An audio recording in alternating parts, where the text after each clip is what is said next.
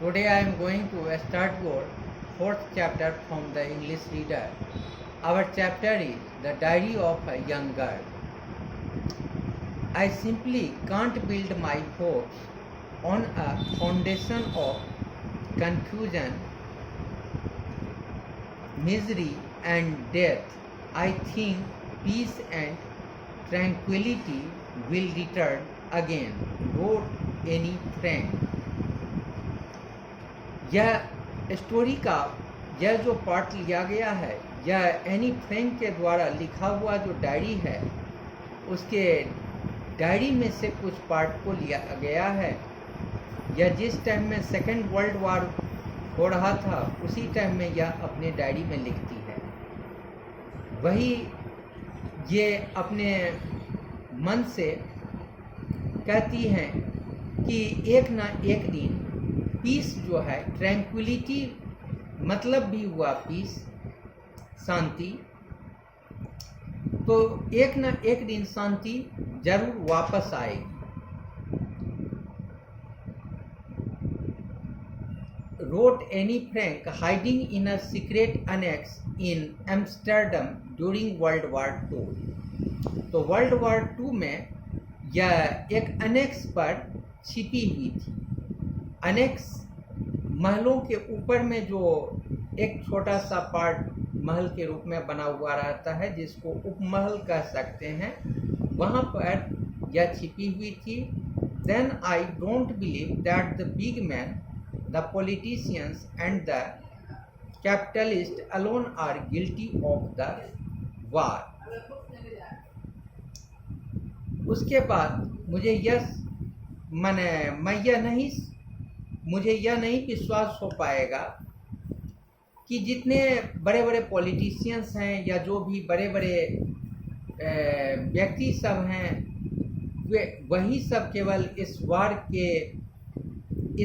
के लिए गिल्टी समझे जाएंगे। Oh no, the little man is just as keen, otherwise the people of the world would have risen in revolt long ago. फिर वे कहती हैं कि नहीं, ये जो छोटे छोटे लोग जो हैं वे तो काफ़ी कीन हैं, काफ़ी उत्सुक हैं, नहीं तो यह वर्ल्ड के जितने सारे लोग हैं वे एक दिन रिवोल्ट उठा दिए होते, बहुत पहले इसका विद्रोह किए होते। There is an urge and rage in the people to destroy.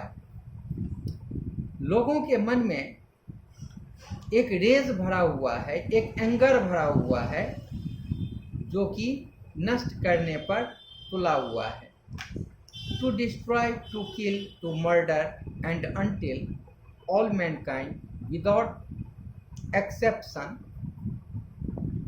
undergoes a great change, wars will be waged।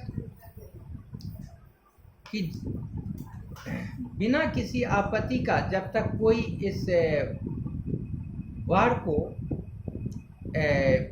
इस वार से सफ़र कर रहा है, यह वार जो है तब तक चलता रहेगा, एक दूसरे की हत्याएं होती रहेगी, सब कुछ नष्ट होता रहेगा। Everything that has been built up, cultivated and grown up will be destroyed।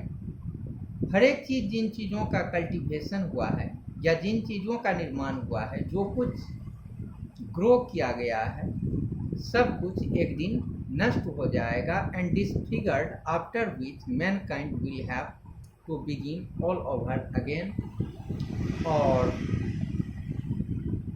सबका रूपरेखा जो है वह पूर्ण रूप से छिन्न भिन्न हो जाएगा और उसके बाद मानव जाति को फिर से एक नई शुरुआत करनी होगी। She wrote, chronicling the tensions and difficulties and yet keeping her optimism alive. वह उस डायरी में अपनी आशा को बरकरार रखते हुए वे उस टेंशन और डिफ़िकल्टीज के हिस्ट्री को दर्शाती है, उसको वह लिख रही है।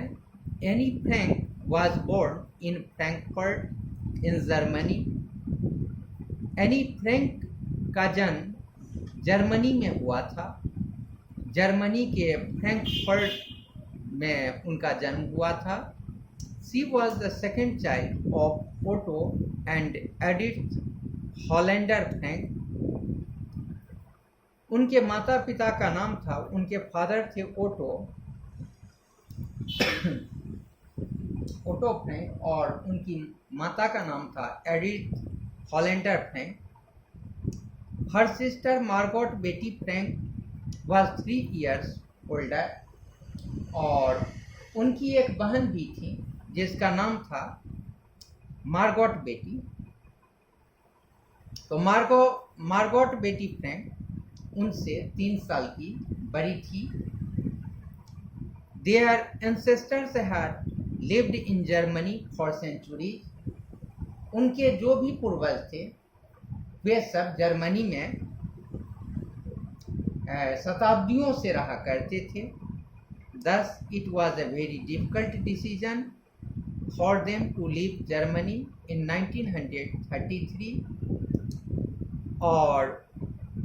and start a new life in the Netherlands.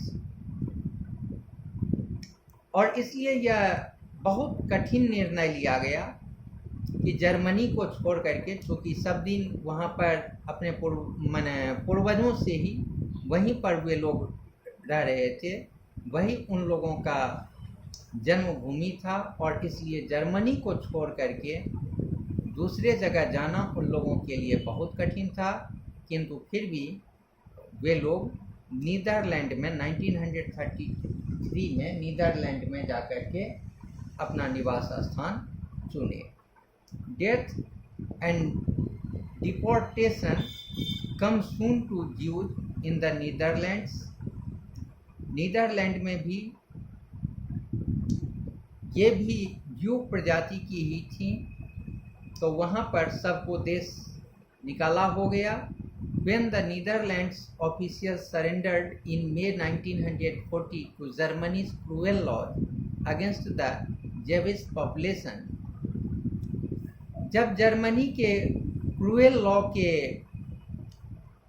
विरुद्ध जब मई 1940 में जब वहाँ नीदरलैंड के सारे लोग सरेंडर कर दिए, खुद को आत्मसमर्पित कर दिए, the Franks realized that they needed to find a way to escape. तो जितने फ्रैंक सब थे वे सब के सब सोचे कि किसी तरह से यहाँ से भागने का रास्ता खोजा जाए। तो since the borders were closed, the Franks decided the only way to escape the Nazis was to go into hiding. तो चूँकि जितना बॉर्डर सब था वह सब का सब क्लोज कर दिया गया था, तो फ्रैंक्स के पास केवल नाजी से बचने का एकमात्र रास्ता रह गया था कि वे लोग खुद को कहीं हाइडिंग में किसी गुप्त स्थानों में खुद को छिपने का जगह बनाएं। तो nearly an year before Anne received her diary, the Franks had begun organising a hiding place. तो उस समय में फ्रैंक्स जो अपना हाइडिंग प्लेस जो खोज रहा था, उसके ठीक 1 साल पहले एनी को यह डायरी प्राप्त हुआ था।